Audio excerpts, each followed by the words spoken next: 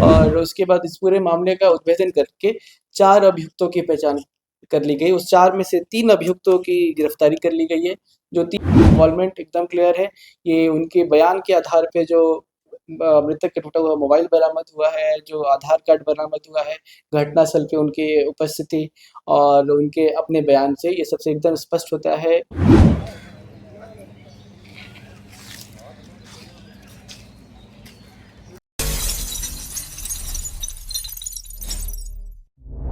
आवाज जनता की।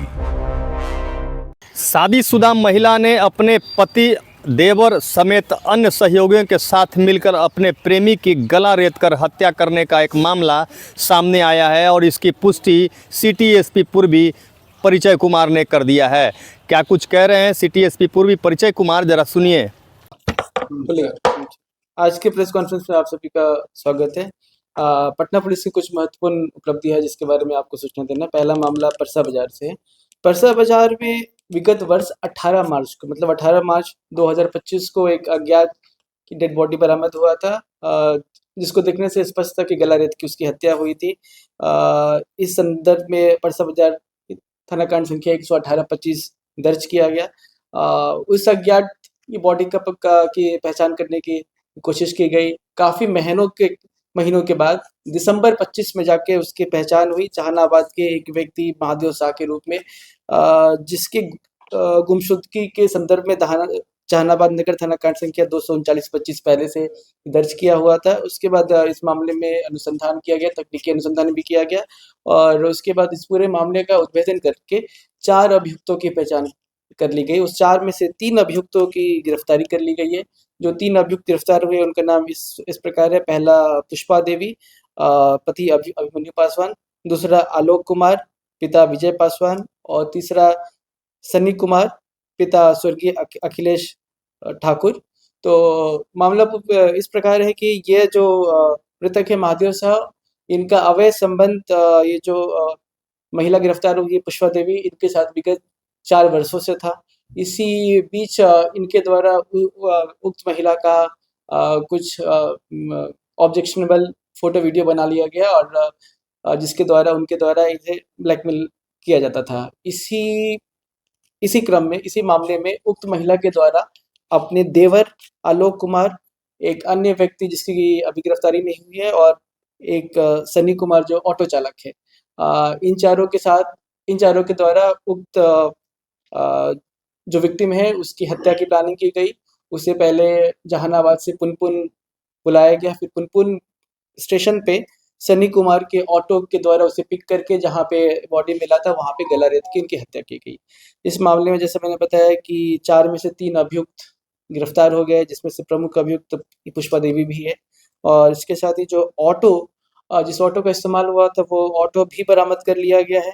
इसके साथ जो मृतक का टूटा हुआ मोबाइल फ़ोन और उनका आधार कार्ड भी आलोक कुमार के पास से बरामद किया गया। आधार कार्ड उनके पास से अभियुक्त के द्वारा ले लिया गया था ताकि इनकी पहचान आसानी से ना हो सके।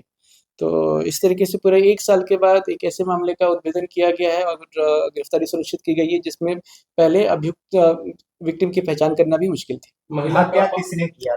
जी, गला किसने रेता? जी। गला इन सभी ने ही जो आलोक कुमार है, जो उनके देवर है, प्रमुखतः उनके द्वारा ही किया गया।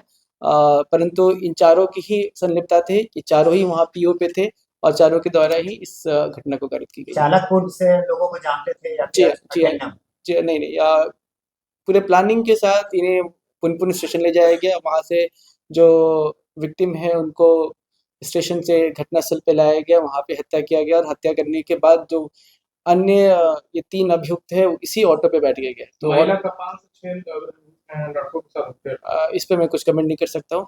इस व्यक्ति के साथ अफेयर था और इसके पास उसकी फोटो वीडियो थी। इस संदर्भ में जो अभियुक्त गिरफ्तार हुए हैं इन लोगों ने अपने स्टेटमेंट में बताया। महिला का हस्बैंड इस बारे में अभी अनुसंधान चल रहा है। उसकी संलिप्तता अभी तक तो निकल कर नहीं आई है। अगर निकल कर आती है तो उस पे भी कार्रवाई की जाएगी। सर देवर लेन-देन के बारे में अभी हम ये इन्वेस्टिगेशन हम कर रहे हैं और एक अभियुक्त है उसकी गिरफ्तारी पेंडिंग है। उसकी गिरफ्तारी के बाद और क्लियर होगा। ऑटो चालक को कुछ पैसे दिए गए थे, एग्जैक्टली कितने पैसे कुछ क्लियर उन्होंने बताया नहीं क्योंकि 1 साल पुराना मामला भी है। परंतु इनकी इन्वॉल्वमेंट एकदम क्लियर है। ये उनके बयान के आधार पे जो मृतक का टूटा हुआ मोबाइल बरामद हुआ है, जो आधार कार्ड बरामद हुआ है, घटनास्थल पे उनकी उपस्थिति और उनके अपने बयान से ये सबसे एकदम स्पष्ट होता है कि और जो मोटिव भी है, ये सबसे एकदम क्लियर है कि इन चारों ने ही मिलके इसकी हत्या करी थी। सवाल बताया कि जो अभियुक्त हैं इनके द्वारा ही अपने कन्फेशन में बताया गया है कि मृतक के द्वारा उक्त महिला का ऑब्जेक्शनेबल फोटो वीडियो बना लिया गया था, जिसके द्वारा उन्हें ब्लैकमेल किया जाता था। इसी ब्लैकमेलिंग से छुटकारा पाने के लिए इन्होंने प्लान बनाकर इसकी हत्या करी। तो सुना आपने, सिटी एसपी पूर्वी परिचय कुमार ने इस बात की पुष्टि किया है कि एक महिला समेत कुल 3 लोगों को गिरफ्तार किया गया है, जिसमें उन्होंने स्वीकार किया है कि जो मृतक था वो उसका 4 वर्षों से प्रेमी रहा था और वो वीडियो बना करके ब्लैकमेल लगातार कर रहा था। उसी को लेकर के अपने पति के साथ मिलकर महिला ने प्रेमी की हत्या करवा दिया और उसको परसा थाना इलाके में फेंक दिया गया था।